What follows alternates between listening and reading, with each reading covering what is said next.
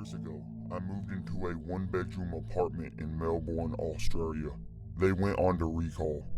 It was my first time living on my own. The apartment block had been built in the 1930s.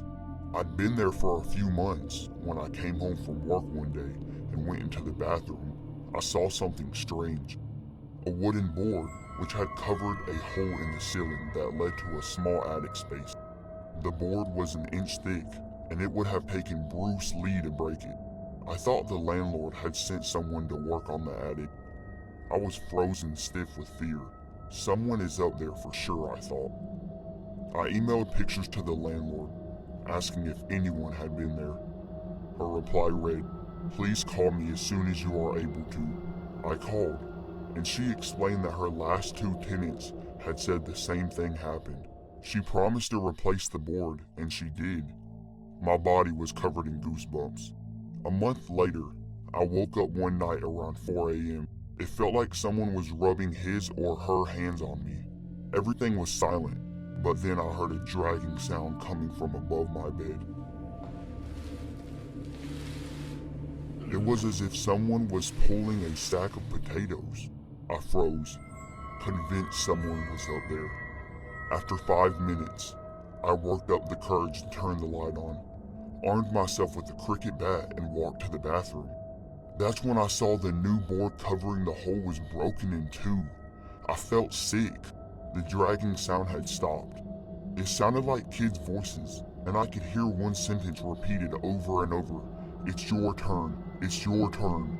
I switched on every light in the apartment to make things feel normal. It was 5 a.m. and dark outside.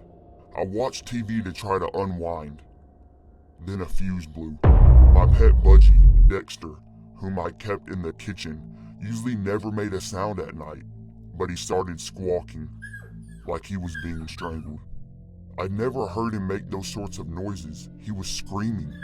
I grabbed my car keys, ran out, sat in my car, and waited there until the sun came up.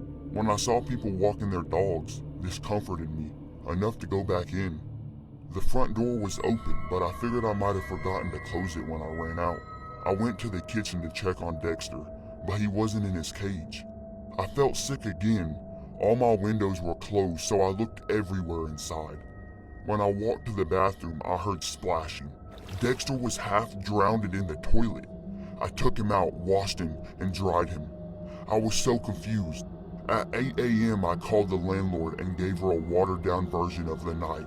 "Oh wow, you heard the whispering too?" she said. I stayed in that apartment for another 18 months.